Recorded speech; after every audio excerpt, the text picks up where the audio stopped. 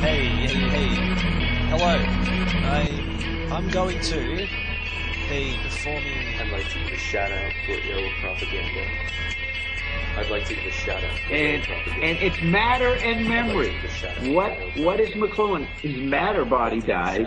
His memory lives on. His memory was embedded in his writings and in his recording. That's his memory. He puts the correct words in there and preserves consciousness discontinuous, or whatever you want to say, consciousness as spectator and condenser of psychic memory. That's what he actually did in his writings, his corpus, his oeuvre.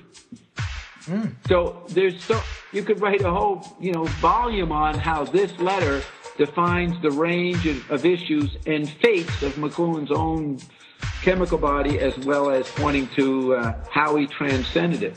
So his books become the new form of consciousness. Because I asked Barry Nevitt at the end of, Take Today, I think it's page 297, it says, we now have the recently achieved forms of consciousness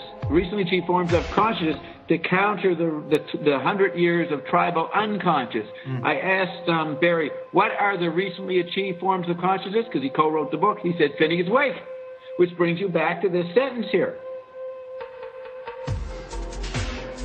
Yep. Okay. The book, yep. Finnegan's Wake, is the way to retrieve the simultaneous experience, which is a legacy of literate man. It preserves, it embeds in memory the literate mean, which McLuhan is not against.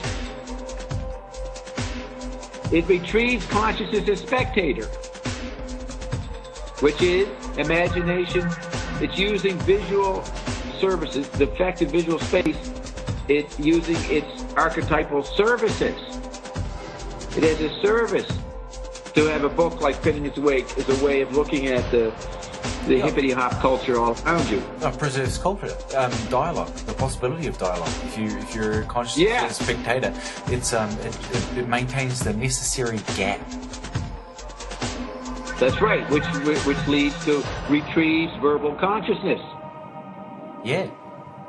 It gives you something to talk about. And some sort of sense of individuality, whatever that may be. Right. Now here's the point, that's not the ultimate condition to be in. To have a harmonious sensory life, you must have all the senses happening, and therefore you got to have all the extensions of the senses happening, and as they shrink, have all the bodies happening.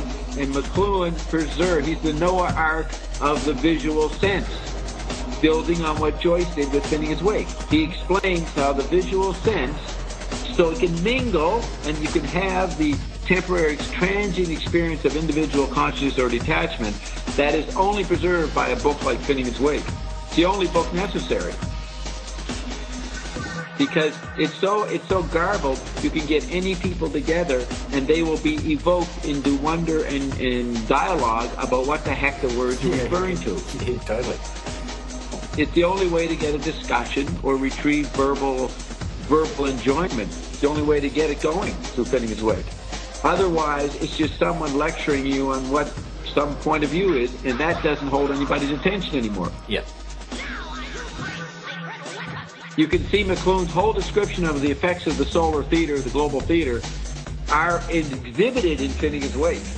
So it contains, it even, as Don Thiel, and his genius pointed out, it even contains the replay of the global hologram with digital android meme technology. It even includes emailia. That's a word in Finnegan's Wake. Emailia. E-M-A-I-L-I-A. So you actually, this letter definitely has to be put through the mill of dark matter or ear map. He must make a chart out of this, or an icon. You know how he makes his for sure. His graphic. He'll love this. No, it's great so to go back to. Oh, please! It's nice to go back to what he does, because it often sparks a fresh way of looking at something. So, I'd love to see what he does.